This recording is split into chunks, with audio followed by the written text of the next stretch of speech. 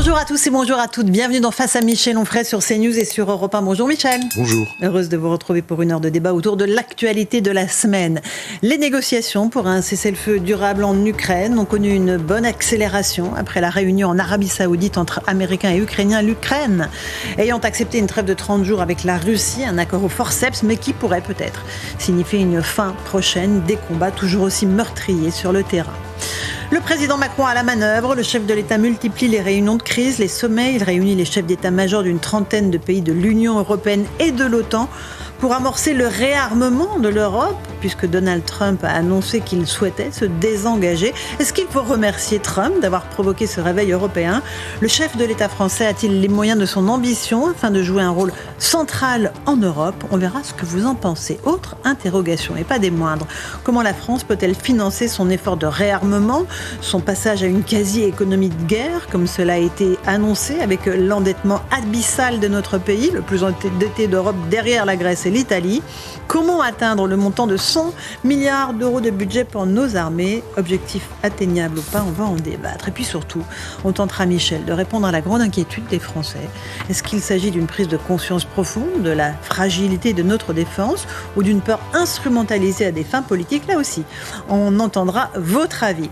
Pendant ce temps-là, les problèmes de la France continuent bien sûr, l'insécurité, la menace terroriste, toujours présente dans le pays. Et puis on évoquera ce qui vous a choqué beaucoup, les éditions des PUF qui déprogramment la parution d'un livre dénonçant le wokisme à l'université. Tout cela sous la pression de l'historien Patrick Boucheron, qui est membre du Collège de France. Censure, pression politique, on vous entendra.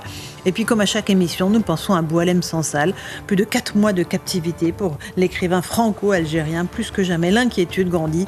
Son avocat, Maître Zimret, n'a aucune nouvelle de lui et n'a pas pu le voir depuis le début de sa détention. Vous êtes prêts, Michel ? On commence nos débats pour aujourd'hui. Je retire les lunettes. C'est parti. On commence par l'Ukraine avec les choses qui vont très vite, qui évoluent d'heure en heure. Ce qui est certain, c'est qu'un accord a été trouvé déjà entre Américains et Ukrainiens. Cessez-le-feu de 30 jours accepté par le président Zelensky. Évidemment, sous la contrainte de l'administration Trump. On va écouter Donald Trump, justement, rappeler que ses prédécesseurs, avant lui, aux États-Unis, n'avaient pas réussi à stopper la Russie. Écoutez-le. La Russie a pris la Géorgie à Bush. La Russie a pris la Crimée à Obama. Et la Russie a tenté d'envahir l'entièreté de l'Ukraine sous Joe Biden. Mais à Trump, la Russie n'a rien pris. Je pourrais sanctionner financièrement la Russie, mais je ne le ferai pas. Ce que je veux, c'est la paix. Vous savez, j'ai toujours dit que la partie la plus dure à convaincre serait l'Ukraine. Vous l'avez vu la semaine dernière. Des choses intéressantes se sont produites. J'ai reçu un homme qui ne souhaitait pas la paix. Mais maintenant, c'est ce qu'il veut. Et nous allons voir comment cela se passe. Voilà pour Donald Trump, Michel Onfray. Est-ce qu'il faut remercier Donald Trump pour le réveil européen ? Ou est-ce qu'au contraire, vous estimez toujours que ce qu'il a fait à Zelensky, c'était lui tordre le bras ? Oui, ça, je pense qu'effectivement, enfin, le problème, c'est pas qu'on se comporte pas comme ça, c'est que si on se comporte comme ça, on fait pas ça devant des caméras du monde entier. Donc, ce que je lui reprochais, c'était cette diplomatie de Sunlight, là, plutôt qu'une diplomatie qui devrait se faire. On s'engueule quand on est diplomate, hein. Et quand on a des projets, évidemment, c'est pas, on est pour la paix, on est contre la paix. Non, dans la paix, c'est ce qu'on garde de Donbass, c'est ce qu'on garde de la Crimée, est-ce qu'il y a une occupation avec des militaires européens ou ce genre de choses, et puis c'est point par point. Donc, vous pouvez être d'accord sur 10%, 20%, 50% ou 100%. Moi, je voudrais remettre tout ça en perspective historique, parce qu'on présente Trump comme une espèce de crétin ou d'abruti. J'ose espérer qu'il est entouré par des gens, par des gens cultivés. Mais il a fait de l'histoire quand il a dit, on a pris, la Russie a pris, etc., etc. Ça, c'est très intéressant. Je rappelle que quand Trump dit Make America Great Again, MAGA, la fameuse MAGA, la politique de Trump. Si vous regardez un peu ce qu'est l'histoire des États-Unis, parce que quand en 1620 le Mayflower arrive sur la côte Est, le début de l'histoire américaine est là. Regardez le début de l'histoire américaine, elle se constitue comment ? Comme ça, c'est-à-dire par la destruction d'un certain nombre de pays, par un génocide, les Indiens quand même, c'est-à-dire que tout le trajet qui se fait d'est en ouest fait que jusqu'au bout, au Pacifique, on n'a plus personne, il n'y a plus aucun Indien, on a détruit une culture, une civilisation, on ne l'a pas intégré, et puis après on a pris tel État, puis après on a fait des guerres, puis après la guerre de sécession prétendue, une guerre concernant l'esclavage, et ne concernait pas du tout l'esclavage, mais les États-Unis se sont constitués comme un empire. Les États-Unis, c'est un impérialisme. Les communistes l'ont dit à une époque, mais il y a un impérialisme qui est l'impérialisme américain, il y a un autre impérialisme qui est l'impérialisme de Poutine, et il y a un petit impérialisme qui est celui de l'Europe maastrichtienne, qui compte pour rien, ou pour zéro. Poutine a d'ailleurs dit, si vous voulez mettre des soldats européens sur le territoire ukrainien, moi j'ai ma bombe atomique et ça le fera pas. Donc évidemment, l'Europe va dire pardon, on n'aurait jamais dû. Donc il faut penser en termes civilisationnels. J'ai regardé cette semaine une conférence très intéressante d'Éric Zemmour en Hongrie. D'accord. Où il a fait. Alors, c'est pas pour dire que je partage la totalité de ce qu'il dit, mais il met les choses en perspective historique. Et c'est un grand discours de philosophie politique. Il fait de la philosophie politique, de la philosophie de l'histoire également. Il faut faire de la philosophie de l'histoire avec ces deux-là, c'est-à-dire avec Trump et avec Poutine.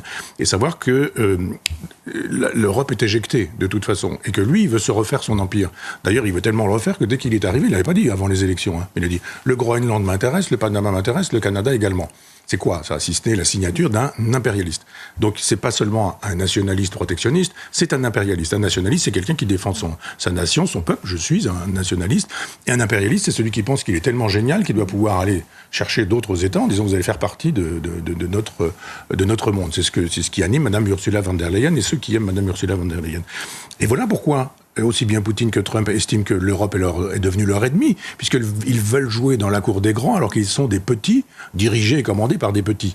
Donc si on fait de la philosophie de l'histoire, on voit bien où il va, Trump, et on voit bien où Poutine va. Il n'est pas question pour Poutine de laisser un cessez-le-feu de 30 jours qui permettrait de refaire d'un point de vue stratégique et militaire, de refaire un armement, de ramener des armes, de repartir de plus belle. Il faut repenser véritablement la paix. Donc il y a un moment donné où Poutine dira tout ce qu'il pense de la totalité de la feuille de route. Il est bien évident qu'il ne va pas lâcher l'affaire, puisque depuis qu'il sait que ça se négocie, c'est-à-dire depuis que Trump a été élu, même pas quand il est arrivé au pouvoir, il y a eu probablement des coups de fil, mais il sait qu'il va falloir négocier. Donc évidemment, vous faites des attaques massives et vous avancez, puis après vous dites, bon, les attaques massives qui nous ont permis des avancées, on va reculer, puis finalement, on aura la ligne de front qui nous intéressait dès le départ. C'est comme ça que Poutine pense, et c'est comme ça que Trump pense aussi, ce sont des marchands de tapis. Effectivement, Michel, on l'a vu, ce n'est pas simple de négocier avec Vladimir Poutine. La Russie considérera comme un conflit armé direct le déploiement de soldats de la paix européens en Ukraine. C'est extrêmement dur comme position pour les Russes. Oui, mais moi, j'ai pas besoin d'attendre qu'il ait parlé pour savoir ce qu'il va dire sur ce sujet. Il le dit depuis toujours. Il estime que l'Europe, c'est peanuts. Et que, de toute façon, l'Europe veut avancer, que c'est d'ailleurs pourquoi il y a eu ce problème avec l'Ukraine. L'Europe veut avancer ses pièces vers l'Est, et lui ne veut pas, l'Europe maastrichtienne. Et lui ne veut pas. Et c'est le conflit. Donc, ça veut dire que s'il y a le moindre soldat européen sur le sol ukrainien, c'est la guerre. Il estime que l'Europe a gagné. Et donc, il ne veut pas faire un traité de paix dans lequel il dirait à l'Europe « je vous offre ce que vous voulez, c'est-à-dire votre propre présence dans ce pays où il n'y aura rien, mais pas vous ». Donc je ne veux pas qu'il y ait de l'OTAN, je ne veux pas qu'il y ait de l'Europe, je ne veux pas qu'il y ait éventuellement une espèce de neutralité. Je pense que Poutine pourrait négocier jusqu'à l'acceptation d'une neutralité avec une espèce de gouverneur général qui lui dirait on ne touche pas à la Crimée, on ne touche pas au Donbass dans l'état dans lequel ça se trouve. Je pense que c'est le genre de négociation qu'il est susceptible de faire. Et je pense que c'est le type de négociation que Zelensky ne peut pas se permettre de refuser, vu l'état de ses troupes, de son moral et puis de destruction de son propre pays. On va aussi évoquer l'attitude du président Macron. Je me posais la question il y a quelques instants dans le sommaire. Est-ce qu'il peut se mettre au centre du jeu en Europe? C'est ce qu'il fait. Il réunit les chefs d'état-major qui étaient à Paris pour un colloque sur la défense. Il multiplie les sommets de crise. Il a pris la parole cette semaine dans le cadre de l'hommage européen aux victimes du terrorisme, mais il a évoqué évidemment ces sujets de sécurité. Écoutez-le. Une grande nation, elle n'a pas à choisir, elle a à répondre. Et elle n'a pas à décider de lutter contre les menaces géopolitiques qui s'imposent à elle ou contre les menaces sur son sol projetées par les terroristes. Elle a à faire les deux en même temps. C'est ce que nous faisons. Alors à l'heure où l'équilibre du monde se reconfigure, où ce qu'on croyait acquis s'éloigne et où ce qui paraissait exclu se rapproche, il nous faut en effet défendre ces valeurs indéfectibles de notre République. Parce que nous n'avons aucunement envie de subir. Nous voulons choisir le destin qui est le nôtre. Là-dessus, Michel Onfray, vous ne pouvez être que d'accord avec lui. Nous ne devons pas subir, nous devons être une grande nation qui doit répondre, Et choisir notre destin. Oui, cause toujours. L'image est très intéressante. Les images sont toujours très intéressantes parce que... Expliquons-la à nos auditeurs. Oui, parce que on le voit à une tribune en train de parler, et derrière, il y a un immense chantier. Un immense chantier. Qui est celui de la DGSI. C'est la première un déplacement, de la DGSI. Voilà, un déplacement de la DGSI qui est dans un endroit qui va aller dans un autre. Et derrière, on dit, ce chef de l'État dit, yaka, il faudrait, on devrait, etc. Et derrière, il montre l'état de la France. C'est-à-dire, on devrait avoir des services secrets en pleine forme, et là, on est juste en train de dire, bon, on va les déménager, on va les déplacer. On reconstruit, au contraire. Oui, on reconstruit, mais juste derrière, vous avez vu l'État, quoi. Vous avez eu Poutine, vous avez Trump, vous avez la Chine, vous avez l'Inde, vous avez un tas de pays qui ne veulent pas que du bien, l'Iran, par exemple, ou le Hezbollah et le Hamas. Et là, vous êtes en train de dire, je prends la posture devant un chantier, et n'ayez crainte, on va faire le nécessaire pour qu'on ait des services secrets. 7 ans pour faire une prison, combien de temps pour faire des services secrets ? Vraiment, il y a des moments où, je ne sais pas s'il a un conseiller en communication, il doit en avoir une 50aine, mais il n'y a pas un conseiller en communication qui lui a dit il faut que tu fasses une prise de parole sur un fond neutre, mais sûrement pas sur un chantier en disant voilà à quoi ressemblent nos services secrets. Mais sur le fond, encore une fois, dire qu'on est une grande nation, rappeler que la France est une grande nation qui dispose de l'arme nucléaire, tenter de se mettre au centre du jeu européen, ça, évidemment, il doit le faire. Ça s'appelle du performatif en linguistique. Le performatif, c'est que quand vous dites la chose est faite, le maire dit « je vous déclare mari et femme ». Vous ne l'étiez pas, il fait cette phrase, etc. Le prêtre aussi.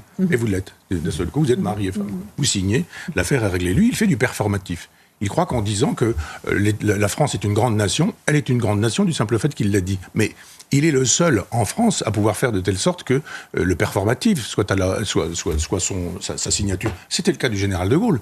Le général de Gaulle ne disait pas un truc, le lendemain autre chose, le surlendemain encore autre chose, un ministre qui dirait le contraire, ou je ne sais quoi. Là, sa parole ne porte pas. Donc dire que la France est grande, qu'il le montre. Et qu'il fasse de telle sorte que la France ne se rapetisse pas. Elle est en train de se rapetisser depuis qu'il est au pouvoir.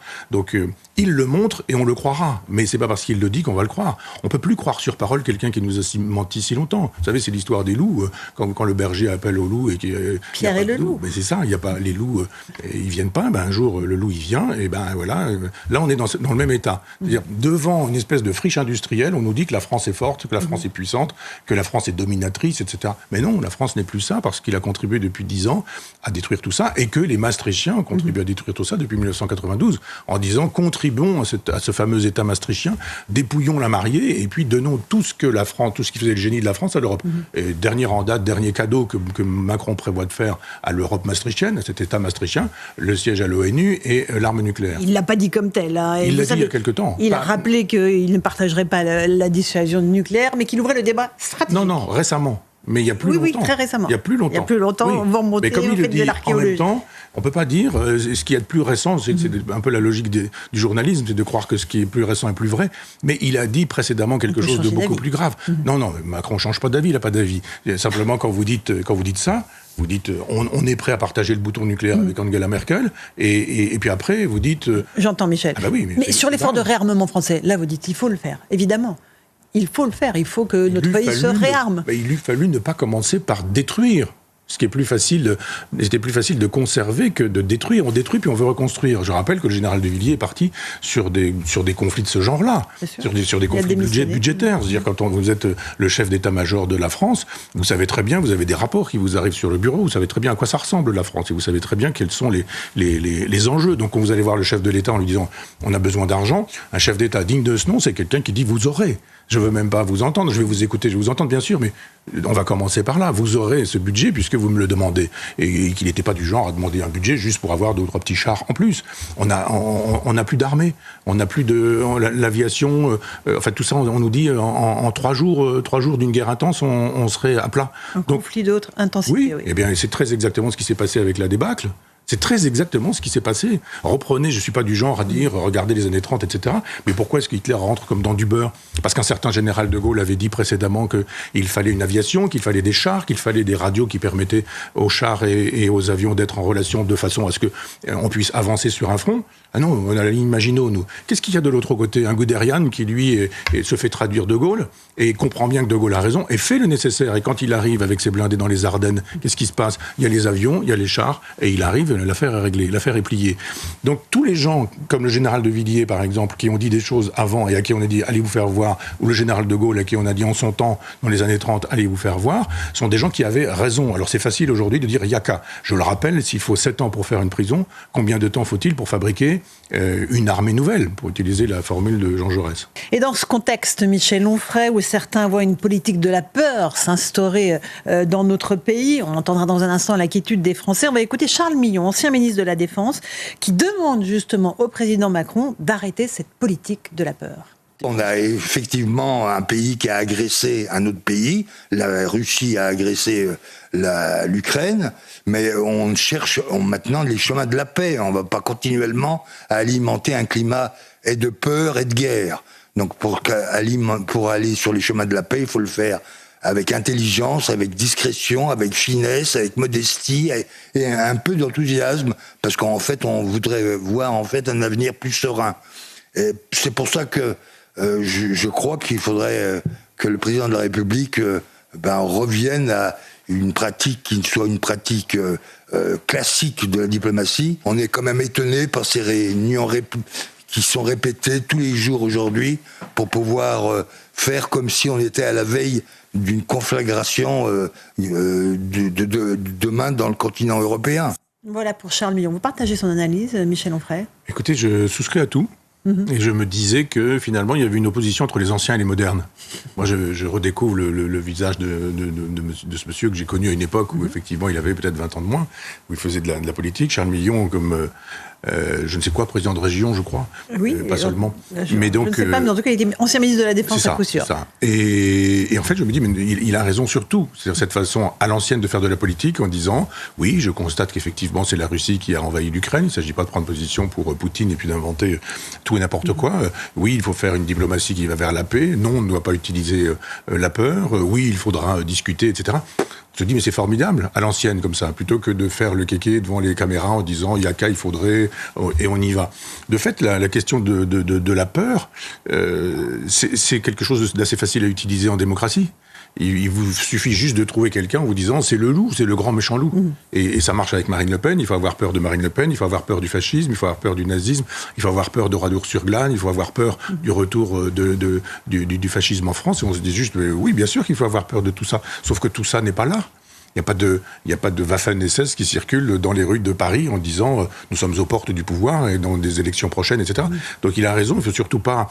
Il faut congédier et conjurer la peur en disant mais de la raison, c'est le contraire de la peur. Mais la réalité, Michel Onfray, c'est que les Français ont peur maintenant. Ça y est, c'est installé dans l'opinion publique, que ce soit chez les jeunes, chez les moins jeunes, surtout chez ceux qui ont connu la guerre. Écoutez la réaction des Français que nous avons interrogés sur ce thème-là. J'ai très peur qu'il y ait vraiment une troisième guerre mondiale et puis qu'on fasse qu'il y ait des soldats au sol, quoi, et notamment qu'on prenne mes enfants. J'avoue, je me suis pas forcément posé la question. Pour l'instant, ça me touche pas. Peut-être d'un naturel optimiste. Peut-être que ça va finir par s'arranger. J'essaye de relativiser et de prendre les choses, de rester confiante. Ça ne vaut pas grand-chose. Ça ferait un peu bizarre du jour au lendemain, en fait, de partir au front comme ça, quoi. Je n'y ai jamais trop pensé, quoi, et partir comme ça du jour au lendemain, ça fait un peu peur, ouais. M'engager, ça me dérangerait pas, et si c'est pour la bonne cause et pour la patrie, je le ferai. Après, c'est pas mon ambition maintenant tout de suite de partir. Voilà pour ces réactions assez intéressantes de Français, les plus jeunes qui disent oui, je n'ai pas très envie, mais s'il faut le faire, je le ferai, mais bon, l'heure n'a pas sonné. Il nous dit en gros qu'il le ferait, mais à la retraite, quoi. Quand il sera à la retraite, il aurait le temps d'y aller, mais pour l'heure, il faut quand même pas trop exagérer. Moi, vous savez, je ne suis pas pour les micro-trottoirs. Non, mais ça dit quelque chose du climat. Enfin, ça dit quelque chose de ceux qui choisissent, ceux qui auront été sélectionnés. Là, c'est nous qui les avons choisis. C'est ce que je voulais dire. Mais non, je crois qu'il y a quelque chose de grave dans cette histoire, c'est que c'est compliqué, cette histoire. Et que les gens à qui on pose des questions compliquées ne veulent pas ne pas donner de réponse en disant c'est trop compliqué, moi je n'y comprends rien, je suis incapable. Si vous commencez à rentrer dans le détail en disant bon, il s'est passé quoi, quand, comment, etc. La presse vous dit aujourd'hui que depuis que Poutine a envahi l'Ukraine, la guerre a commencé. Elle a 10 ans, cette guerre. Elle a 10 ans. On n'en parle pas depuis 10 ans, on en parle depuis 3 ans. Et on célèbre les 3 ans. C'est ça, avec l'invasion de la Crimée. Et les gens, ils ne savent pas ce qui distingue la Crimée, le Donbass, c'est pourquoi, qui veut quoi à qui. Il y a des gens qui disent, c'est pas bien de faire la guerre, donc Poutine, il a tort. Il a raison, ils ont raison, les gens qui pensent comme ça. On négocie, on fait de la politique, on fait des bras de fer, enfin on fait tout ce qu'il faut pour faire avancer la cause et les idées, mais on ne bombarde pas des populations civiles, ça n'a aucun sens. Donc oui, les gens ont peur, mais en même temps, un chef de l'État, c'est important dans la 5e Et il a République. dit, la patrie a besoin de vous. Donc le jeune homme, il dit, bon, si la patrie a besoin de nous, pourquoi pas ? Il parle de patriotisme, Emmanuel Macron, il faut le faire quand même, patriotisme.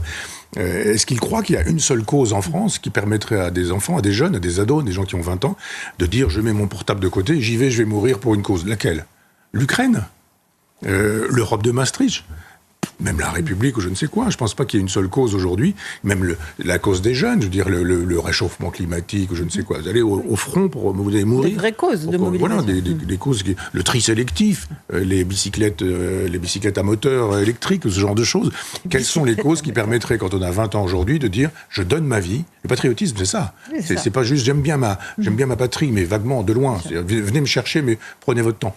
C'est plus compliqué que ça. Je rappelle quand même que quand les poilus partent avec la fleur au fusil, ils se disent on y va et on va mourir. C'était une époque où on croyait en Dieu aussi, et où on pensait que si on mourait sur le front, on allait au paradis parce qu'on avait fait son devoir. Il n'y a plus de paradis, il n'y a plus de devoir, y compris dans la religion, et il n'y a rien qui motiverait les gens à dire je donne mon corps à la patrie, mais je suis vraiment patriote. Donc quand Emmanuel Macron utilise ce mot, il est un peu imprudent. Il fait peur aux gens, et en même temps, quand il parle de patriotisme, c'est bien la première fois que je l'entends parler de patriotisme. Donc il faut comprendre, quand il dit patriotisme européen. Évidemment. Sûrement pas patriotisme. Et on va y venir dans un instant. L'autre chose qu'ont très bien compris, Michel Onfray, les Français, c'est que l'effort de guerre, parce qu'on est dans un réarmement militaire de notre pays, va peser aussi sur eux. On va écouter, et vraiment les mots employés sont très importants. Les mots d'Éric Lombard, le ministre de l'économie, qui a dit à l'Assemblée nationale que l'épargne privée, celle des Français, serait mobilisée. Écoutez-le. Nous allons mobiliser effectivement l'épargne privée. Je peux vous dire que le 20 mars, vous demandez quand, avec mon collègue ministre des Armées, nous allons réunir à Bercy les investisseurs et les entreprises de la base industrielle et technologique de défense afin de mobiliser l'épargne privée et afin que cette épargne finance notre effort de défense qui va s'accroître. Je ne suis pas sûr qu'un livret dédié soit une solution, puisqu'il y a déjà beaucoup d'outils d'épargne qui existent, que ce soit les fonds du livret A, gérés, comme vous le savez, par la Caisse des dépôts, ou les fonds qui sont sur l'ensemble des véhicules d'investissement gérés par les banques, par les assureurs, par les gestionnaires d'actifs. Et c'est surtout cette épargne que nous souhaitons mobiliser, afin que, effectivement, les Françaises et les Français participent à cet effort qui nous permette d'assurer la sécurité de notre pays et de l'ensemble de l'Union européenne. Très important ce que vient de dire Éric Lombard, Michel Onfray, c'est que l'effort, c'est les Français, évidemment, qui vont le porter. 3 fois mobilisé. Vous avez entendu ? Mobilisé. Oui, tout le champ lexical est guerrier. C'est vraiment le vocabulaire de guerre. Donc je comprends que des jeunes hommes ou des jeunes femmes puissent se dire, est-ce qu'il va vraiment y avoir la guerre ? Voilà un homme qui nous dit, et moi je m'occupe de l'économie et des finances, mais il faut mobiliser. Et l'épargne privée. Plus l'épargne privée. Pas les fonds publics. Je ne suis pas un technicien de ces choses-là, mais je me rappelle qu'à une époque, Michel Sapin, socialiste, ministre socialiste, avait concocté une loi qui en gros permettait d'aller récupérer les bas de laine des Français en disant, vous avez de l'argent, on n'en a plus, donc c'est normal qu'on puisse aller récupérer ce dont on a besoin. Là, il n'y a pas d'argent pour les paysans, il n'y a pas d'argent pour les médecins, il n'y a pas d'argent pour les prisons, il n'y a pas d'argent, on ne peut pas construire des prisons, on ne peut pas construire des écoles. Il y a une dette abyssale. Il y a une dette abyssale, on est incapable de... Et là, d'un seul coup, on se dit, reprenons un crédit, recommençons, et on se dit, mais l'argent se trouve... Il n'y aura pas d'impôt. Non, si juste on dit, mais faites-nous voir votre compte et vous avez de l'argent, à quoi vous allez utiliser vous allez partir en vacances avec ça ? Allez, les vacances sont annulées, vous allez financer l'effort de guerre. Par ailleurs, je ne sais pas si ces gens savent à quoi ressemble la France. Les Français sont pauvres, ils sont miséreux pour beaucoup. Voilà des gens qui travaillent pour beaucoup et qui, parfois, pour certains, dorment dans leur voiture, je le dis souvent, mais dorment dans leur voiture parce qu'ils n'ont pas les moyens de s'acheter. Après, il y a une réalité économique, Michel, c'est que le taux d'épargne n'a jamais été aussi haut en France parce que les Français ont peur de l'avenir, tout simplement. Ceux qui ont quelques moyens les mettent de côté en disant on ne sait pas ce qui nous attend dans les mois qui arrivent. J'ai vu des gens me dire qu'ils mettaient 20 € par mois d'économie sur un compte, vous vous rendez compte ? Mais bien sûr. On ne parle pas des milliardaires, là. Non, mais on ne va pas non plus solliciter les milliardaires tout le temps. Il y a un moment donné où on se dit, mais tout ce qu'on fait comme dépense, nous, peut-être qu'on pourrait regarder en se disant, chacun fait ça chez soi, en se disant, mais on va peut-être commencer par, je ne sais pas, si on a 3 abonnements de téléphone, on va peut-être en prendre un seul, et puis voilà, faire des économies, plutôt que d'aller taper toujours sur les mêmes. Et toujours les mêmes, c'est quoi ? C'est souvent les pauvres aussi. Quand vous augmentez la TVA, vous dites, mais ils ne paient pas d'impôts, ces gens-là. Mais il y a des gens qui ne paient pas d'impôts. Mais si, tout le monde paie des impôts. Quand vous faites votre petit déjeuner le matin, sur le pain, vous avez payé de la TVA, sur le café, TVA, sur le beurre, TVA, sur les croissants, TVA, etc. Donc vous payez des impôts. Cette façon de dire toujours, mais pour les pauvres, pour les miséreux, pour les sans grade, il n'y a pas d'argent. Tirez-vous. Les paysans, on leur envoie les blindés. quand ils disent juste on est obligé de se pendre. Nous n'avez qu'à continuer à vous pendre, c'est pas notre problème, on n'a pas d'argent. Sauf que là, alors là, d'un seul coup, quand il s'agit d'accueillir toute l'immigration du monde, il y a de l'argent. Quand il s'agit de faire une guerre qui n'est pas la nôtre, je veux dire que peut pas. Le destin de l'Europe ne se joue pas en Ukraine. Mais le destin de l'Europe, il se joue ailleurs et autrement. Et puis que je sache, l'Ukraine ne fait pas partie de l'Europe. Et la Russie ne fait pas partie de l'Europe. Ce sont deux pays qui ne sont pas dans l'Europe maastrichtienne et qu'on voudrait ramener, du moins pour l'Ukraine. Moi, je voudrais qu'on puisse solliciter les peuples. Vous savez que moi, je suis gaulien et que je crois à la possibilité des référendums. Demander au peuple s'il veut que cette guerre soit faite. Demander au peuple s'il veut... Alors d'ailleurs, il y a un référendum qui serait extrêmement simple, c'est justement d'ouvrir un livret en disant « Donnez de l'argent ». Alors là, je rigole, parce que franchement, il n'aurait rien du tout. Les gens qui sont obligés de finir les fins de mois, de terminer leur fin de mois sans manger de la viande, voire en économisant un repas sur deux, je vois mal qu'ils mettent de l'argent. Mettrait-il de l'argent qu'ils mettraient 10 €? Il en faut des billets de 10 € pour faire des missiles, pour faire des tanks, pour faire des chars, pour faire des bombes, et peut-être même une bombe atomique, puisque finalement, notre président de la République semble ne pas craindre un conflit ouvert avec la Russie, en disant que cette puissance nucléaire, eh bien finalement, elle rencontre en face d'elle une autre puissance nucléaire, et que ça fait bien longtemps que la bombe atomique n'a pas servi et qu'elle pourrait bien servir dans cette occasion. C'est peut-être le moment où on peut solliciter, ça fait 10 ans qu'elle dure cette guerre, c'est le moment de solliciter les peuples. Qu'on aille vraiment à l'Assemblée nationale, au référendum plus que l'Assemblée nationale, on sait comment elle est construite. Mais en disant, voulez-vous, on a des questions extrêmement simples, extrêmement claires, voulez-vous que la France mène un effort de guerre pour mener une guerre en soutenant l'Irak contre l'invasion russe? Oui ou non? Si c'est oui, c'est oui. Moi, je suis un démocrate. L'Irak ou l'Ukraine, plutôt. Pardon? L'Ukraine. J'ai dit l'Irak? Oui. Oui, parce que tout ça se ressemble. En même temps, tout ce qu'on a fait en Ukraine, en Libye, etc., c'est exactement la même chose. On veut redessiner les frontières du monde, indépendamment des peuples aussi, en même temps. Et qu'on sollicite aussi les Ukrainiens, y compris les Ukrainiens qui, au Donbass, voudraient rester russes. Ça fait partie des choses possibles et envisageables. On pourrait même imaginer qu'avec Israël et la Palestine, on puisse penser en termes d'États qui ne seraient pas des États jacobins, qu'on puisse sortir du modèle jacobin et retrouver le modèle d'Albert Camus, qui est un modèle de fédération. Pas forcément la Suisse, mais encore que. Je pense que la Suisse a beaucoup plus de vertu qu'un État jacobin qui, lui, impose et détruit tout ce qui n'est pas lui. Michel Onfray, on va faire une petite pause dans Face à Michel Onfray sur CNews et sur Europe 1. On reviendra ensuite pour parler de l'Union européenne et de cette union peut-être fédéraliste qui avance à pas feutrés petit à petit dans la tête de nos dirigeants. A tout de suite sur CNews et sur Europe 1. Et on se retrouve dans Face à Michel Onfray pour la seconde partie sur CNews et sur Europe 1. Michel, on va parler de la défense européenne, de l'Union européenne, évidemment, parce que cette idée, on voit, chemine petit à petit dans le champ lexical de nos dirigeants. Je sais que le général de Gaulle, et je ne vais pas vous l'expliquer à vous qui êtes un gaulliste, a toujours plaidé en faveur d'une Europe des États et des nations, et non pas d'une Europe fédérale. Vous avez l'impression que c'est vers ça qu'on nous emmène ? Ah oui. Alors d'abord, je le dis depuis des années, je ne peux pas imaginer qu'Emmanuel Macron puisse me lire ou m'écouter ou je ne sais quoi, ou même Marine Le Pen, mais j'entends de temps en temps des idées. On va l'écouter justement, Marine Le Pen, après.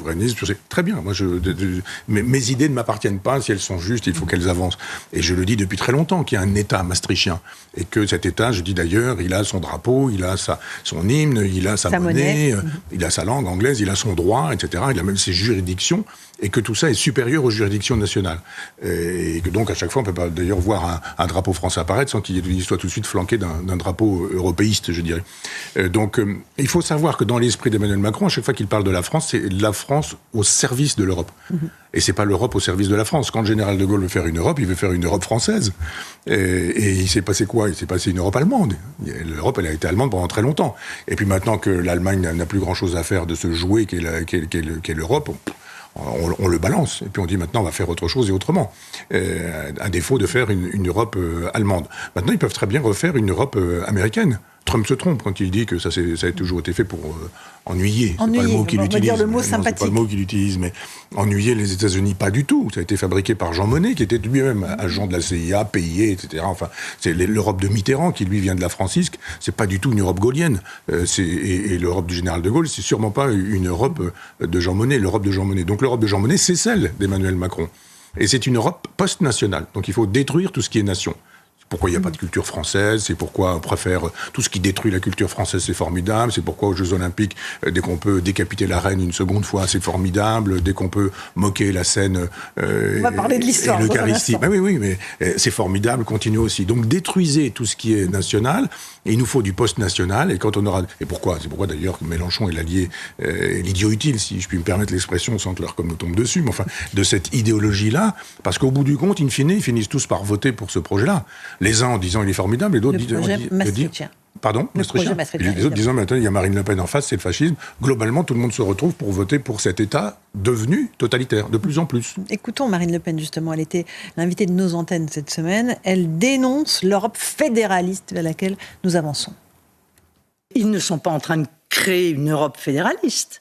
Ils sont en train de créer un État unitaire européen. C'est un tout petit peu différent et c'est beaucoup plus grave. On peut très bien engager encore une fois des projets avec des nations européennes. Je vais vous donner un exemple qui est un exemple fondamental. On est en train de discuter de réarmement, on parle d'autonomie, on se pousse du col. Très bien. Bon, eh bien, faisons-le. Chiche. Faisons-le. La première des choses, c'est peut-être de ne pas dépendre des puces que l'on met dans nos missiles et qui viennent de Taïwan. Donc, est-ce qu'on ne peut pas, par exemple, créer un MBDA des puces, puisque les machines qui fabriquent les puces sont néerlandaises, eh bien, ne peut-on pas, avec les nations européennes, se mettre ensemble en disant, voilà, on va réfléchir à créer une filière européenne des puces. Marine Le Pen, qui était l'invitée de Sonia Mabrouk cette semaine. Vous êtes d'accord avec son analyse, Michel Onfray? C'est pas une Europe fédéraliste, c'est autre chose. Elle est d'accord avec mon analyse. Oui, pardon. Là, je l'entends parler, moi ça fait une quinzaine d'années que je le dis. Je ne suis pas sûr que depuis une quinzaine d'années, elle tienne ce discours. Formidable, elle le tient, les idées avancent, c'est très bien. Même chose, le mot souverainiste, ils sont mauvais. Depuis des années, on a créé Front Populaire pour désencrasser tout ça, on commence à réutiliser le mot, très bien. Je ne vais pas dire que m'accorder les mérites d'un certain nombre de concepts, mais enfin, quand ils sont volés, ils réapparaissent sur le marché et on ne dit jamais comme le dit, ou etc. Certains ont droit à ça, il y a des individus qu'on peut citer, et d'autres qu'on ne cite pas. Donc oui, évidemment, je suis d'accord avec elle, puisqu'elle est d'accord avec moi, et que je ne sais pas quand elle a découvert qu'il y avait un État maastrichtien, mais ça me réjouit qu'elle l'ait découvert. Vos idées avancent, vous voyez, Michel. Mais l'important, c'est que l'idée soit juste, c'est pas qu'elle soit mienne. Et si c'est une idée qui peut permettre quelque chose pour la France, alors je suis très heureux, très content, et qu'on efface mon nom. Ça m'est égal d'avoir la paternité du concept. Si les gens, avec ce concept, peuvent penser qu'effectivement il y a des choses à faire sur ce terrain-là en disant il ne faut pas de cet État maastrichtien, alors c'est formidable. Moi, je me moque des histoires de paternité, des concepts. Michel Onfray, on est sur CNews et sur Europe 1. On va évoquer autre chose maintenant, quelque chose qui vous tient à cœur, c'est la détention de Boualem Sansal, votre ami depuis 4 mois dans les geôles algérienne. Son avocat, maître François Zimray, est désespéré, il n'a aucune nouvelle de lui, il n'a pas pu voir son client. Il a décidé de saisir l'ONU désormais pour dénoncer le caractère arbitraire de cette détention. On va l'écouter, puis après on va parler de l'Algérie. Maître Zimray. Le message, c'est que 4 mois après son incarcération, je suis obligé de me rendre au constat que ni la modération, ni la pondération, ni le respect du cadre procédural algérien dans lequel j'ai voulu m'inscrire n'ont porté leurs fruits, et qu'aujourd'hui, aucun accès n'est possible à Boualem Sansal, ni au dossier. Sa défense est impossible. Et qu'à partir du moment où il n'a pas de défense possible, il ne peut pas y avoir de procès équitable, de procès juste. Et sans procès juste, la détention est arbitraire. Et puisque la détention est arbitraire, nous allons saisir les procédures spéciales des Nations Unies pour dénoncer l'absence de procès équitable et le caractère arbitraire de cette persécution devant les instances onusiennes. Maître François Zimray, l'avocat de Boualem Sansal, évidemment, en appelé à l'ONU, c'est aléatoire, mais c'est sans doute une des dernières cartouches qu'il lui reste. Moi, j'aime beaucoup François Zimray. J'ai eu l'occasion de le rencontrer quand il était ambassadeur à Copenhague et que j'étais encore invité pour faire des conférences à l'étranger, que je n'étais pas pestiféré. Mais revenons au général de Gaulle. Quand le général de Gaulle intervient pour Régis Debray, Régis Debray, c'est pas sa tasse de thé. À l'époque, Régis Debray, il défend Che Guevara. Mais le général de Gaulle intervient pour le libérer des geôles de Bolivie. Il vient pas à la télévision en disant j'ai fait ceci, j'ai fait cela, etc. Mais le général intervient. Quand Sartre distribue la cause du peuple et qu'on dit on va embarquer Sartre, etc., que dit le général de Gaulle? On n'enferme pas Voltaire, on n'embastille pas Voltaire. C'est-à-dire que Il faut lire les entretiens de Sartre avec Garassi. Je vous assure que les grossièretés, les vulgarités que Sartre utilise pour parler du général de Gaulle, c'est assez terrible. Eh bien, le général de Gaulle avait le sens de ce qu'était un écrivain, et que ce soit Régis Debray ou que ce soit Jean-Paul Sartre. Emmanuel Macron, qui nous fait le coup du G3 Pléiade sur mon bureau, où j'écris dans la NRF qui ouvre ses colonnes d'ailleurs, dès qu'il est devenu jeune président de la République, ou qui nous dit j'aime beaucoup le théâtre, et j'aime beaucoup les lettres, etc. La littérature, qu'il en fasse une affaire personnelle. Qu'il soit un peu de Gaulle sur ce seul sujet-là, et qu'il fasse comme le général de Gaulle avec Régis Debray ou avec Jean-Paul Sartre, en disant on n'embastille pas Boualem Sansal. Coupable de quoi ? D'avoir écrit, d'avoir pensé, d'avoir manifesté une pensée qui n'est pas la pensée que le gouvernement algérien voudrait voir propagée. Le chef de l'État pourrait très bien dire j'en fais une affaire personnelle et je me donne tant de temps, sans forcément venir à la télévision, mais de se dire à lui-même, je me donne tant de temps, vous allez m'aider avec les chancelleries, comme il a détruit toutes les chancelleries, avec un certain nombre de gens dont le métier consiste à aller faire les passages. Je pense à Jean-Pierre Chevènement, des gens qui ont l'oreille, et même Dominique de Villepin, pour lequel j'ai pas forcément beaucoup de sympathie, mais qui pourrait faire ce genre de travail en disant, s'il vous plaît, c'est notre écrivain. Je rappelle qu'il est franco-algérien.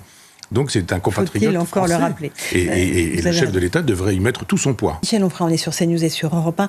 Un petit mot de la France Insoumise. Pas une semaine sans une nouvelle polémique. Cette semaine à l'Assemblée nationale, c'est un député, Raphaël Arnaud, fiché S, qui a décidé d'organiser une conférence sur l'islamophobie avec le CCIE, qui est le nouvel avatar du CCIF, qui était un comité justement dissous par Gérald Darmanin. Ça a donné lieu d'ailleurs à une passe d'armes entre députés de droite et LFistes. On va écoutez surtout Florence Bergeaud-Blaclair, qui est connue pour ses études sur l'entrisme et les frères musulmans. Écoutez ce qu'elle dit. Elle dit que l'islamophobie est un prétexte. Écoutez-la. La lutte contre l'islamophobie, c'est pour moi un djihad défensif qui consiste dans un premier temps à marteler que l'État est raciste structurellement, que les musulmans sont maltraités, qu'ils sont des citoyens de seconde zone, voire qu'ils sont traités comme les juifs des années 30, et dans un second temps, appeler les musulmans à se défendre, voire à se soulever, voire à attaquer ceux qui les persécuteraient. Donc on voit que l'islamophobie, ce n'est pas un instrument de lutte contre la discrimination, c'est un instrument politique, ou en tout cas qui permet de légitimer le passage aux politiques des frères musulmans, voire même légitimer la violence. Pour Florence Bergeaud-Blaclair, chercheuse au CNRS, Michel Onfray. Oui, elle a raison, d'autant que, je rappelle que d'abord, elle est sous protection policière pour dire des choses vraies, pour dire des choses justes. Elle n'est pas sous protection policière pour avoir appelé à égorger des gens, pas du tout. Elle dit des choses justes et vraies, et elle est même interdite de conférences, etc. Donc non, tout ce qu'elle dit est vraiment toujours très bienvenu. Donc on voit bien qu'aujourd'hui, il y a des gens qui laissent faire. Pourquoi la présidente de l'Assemblée nationale qui s'est fait insulter par la France Insoumise quand on a dit qu'elle était allée en Israël en disant qu'elle avait campé dans le genre le camp, Madame Braun-Pivet est juive, etc. On met tout ça en perspective. Elle se prend une gifle, elle tend l'autre joue. Ça peut se faire, mais il faut le dire. On peut dire à un moment donné, moi je suis interdit de plein d'endroits, je ne vois pas pourquoi on n'interdirait pas des gens à l'Assemblée nationale en estimant qu'on ne peut pas accepter des gens qui Elle a dit qu'elle regrettait cette réunion, qu'elle ne pouvait pas l'interdire. Mais pourquoi elle ne pouvait pas l'interdire ? Je vous assure que quand on veut, on peut dans ce genre de milieu. Il vous suffit juste d'aller chercher des juristes et ils vont vous trouver les bons articles qui vous permettront de le faire. Bon, Michel, juste encore au propos de la France Insoumise, il y a eu beaucoup d'indignation après une affiche qui a été propagée par la France Insoumise dans le cadre d'une manifestation organisée le 22 mars prochain par l'extrême gauche. Une affiche qui montre Cyril Hanouna, et je le dis pour nos auditeurs, dans une posture d'abord qui n'est pas la sienne et qui rappelle sinistrement les affiches des années 30, les affiches antisémites des années 30. Ce sont des affiches honteuses, éminemment condamnables. La France Insoumise les a retirées. Mais ça dit quoi pour vous ? D'abord, je vois que Jean-Luc Mélenchon dit « j'ai pas vu ces affiches ». On va le croire, évidemment. Cet homme qui décide de tout, qui donne tous les mots qu'il faut utiliser, qui donne tous les éléments de langage, qui donne la feuille de route, tout le monde obéissant, il n'a pas vu les affiches. Étonnant quand même. Bon, il n'a pas vu ces affiches. Elles sont faites par un maquettiste qui lui travaille. Donc il y a un conseiller, on sait bien comment on fabrique une affiche quand on dirige un journal ou quand on travaille comme ça. On travaille sur le choix de la photo. Et puis après, aujourd'hui, vous avez pas seulement l'intelligence artificielle, mais toute la palette graphique qui vous permet de faire un monstre avec un visage gentil, quoi. Et quand vous avez en tête, et c'est formidable d'avoir mis ces deux affiches côte à côte, un schéma que vous voulez faire passer l'affiche des années 30 et l'affiche de 2025. L'affiche des années 30, franchement, clairement antisémite. Et on voit comment elle fonctionne. Donc il y a des codes. En fait, une école, même dans un lycée, normalement, dans un cours d'art, je ne sais plus comment on dit aujourd'hui, mais enfin, on doit pouvoir vous dire, regardez comment fonctionne cette affiche, comment elle est construite. Donc le maquettiste, quand il fait son affiche, il sait comment il a construit. Le message subliminal, c'est « faites-moi une affiche antisémite ». Donc elle est faite. Et puis elle est envoyée, Mélenchon dit « Ah, je l'avais pas vu, ça s'est fait dans mon dos ». Il ne doit pas se faire grand-chose dans le dos de monsieur Mélenchon. Et puis après, que disent-ils ? Ils disent « Mais c'est la bolosphère qui fait ce genre de choses. D'ailleurs, regardez, ils ont inventé un antisémitisme qui n'existe pas, etc. » Si d'ailleurs vous dites qu'il y a de l'antisémitisme dans le soutien au Hamas, dans le fait que vous voudriez une Palestine du Jourdain jusqu'à la Méditerranée, et si vous dites qu'il y a de l'antisémitisme là-dessus, vous allez avoir une note, et on va vous faire savoir que l'ARCOM va vous faire savoir que vous n'avez pas le droit de dire des choses pareilles. Donc on n'a pas le droit de dire ce qu'il faut voir, puisque des maquettistes payés par la France Insoumise fabriquent une affiche antisémite, et que quand on dit qu'elle est antisémite, on dit mais prouvez qu'elle est antisémite, c'est vous qui êtes antisémite en utilisant l'image du juif. On n'a jamais pensé à une chose pareille, bien sûr. Donc c'est de toute façon une espèce de guérilla perpétuelle fabriquée par Jean-Luc Mélenchon. Il faut que toutes les semaines, voire tous les jours si c'est possible, avec les chaînes d'infos continues, il faut nourrir la bête en disant, allez-y, un propos, une photo, une image, une saillie, une invitation, une poignée de main à un salaud, mise en scène en disant les héros, etc. On a un feuilleton Rima, Sarn, etc. Et ça continue parce qu'il faut occuper le terrain. Ils font de la politique politicienne. Lui aussi, il songe à arriver au pouvoir. La France, il n'y en a pas grand-chose à faire. Michel Onfray, j'aimerais aussi qu'on évoque ce qui s'est passé avec les éditions des PUF, qui sont les éditions... Presse universitaire de France. De France. Ils ont décidé de ne pas publier un ouvrage dénonçant le wokisme à l'université. Il y a une campagne qui a été menée contre ce livre, menée notamment par l'historien Patrick Boucheron. Et c'est l'éditeur qui finalement l'a annoncé par mail aux 3 co-directeurs de l'ouvrage, l'historien Pierre Vermeuren, les professeurs de lettres Emmanuel Hénin et Xavier Laurent Salvador, que cet ouvrage n'allait pas pouvoir être publié au PUF. Est-ce que c'est de la censure pour vous ? Oui, mais c'est sûr, il faut expliquer comment ça se fait un livre. Les gens, ils pensent qu'un jour on fait un livre, et puis le lendemain il est en librairie, etc. C'est compliqué. Donc d'abord, il faut qu'un éditeur vous prenne le livre. Ensuite, il vous signe un contrat. Dans le contrat, il est très précisément spécifié ce que vous allez dire, ce que vous allez faire, etc. La plupart du temps, même, il faut donner des notes d'intention, etc. Le patron de la maison d'édition, c'est-à-dire le chef des presses universitaires de France, c'est pas un sous-fifre, signe et contre-signe, tout ça. Donc le patron des presses universitaires de France a passé commande.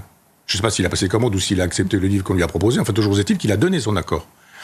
Et par la suite, il y a des libraires, parce qu'il y a une fronde aujourd'hui d'un certain nombre de libraires qui disent ce genre de livre, on n'en veut pas. Je n'en veux pas.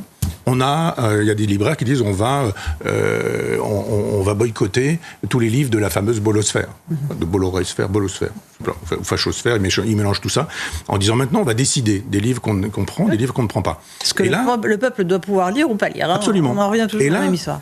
Là, la terreur, parce que ce sont des éléments de terreur, ça fonctionne, c'est une terreur intellectuelle. Jean Sévillat parle de terrorisme intellectuel, ça en procède cette façon de faire. Parce que là c'est mais nous allons boycotter les PUF. Et il n'y aura plus de livres des presses universitaires de France dans nos librairies. Et un patron ne peut pas se permettre ça. Il se dit, mais moi, c'est ma boîte qui tombe. Il l'a dit d'ailleurs. Moi, j'ai lu les papiers qui ont été écrits sur ce sujet-là. Il lui dit, mais moi, je sauve ma boîte.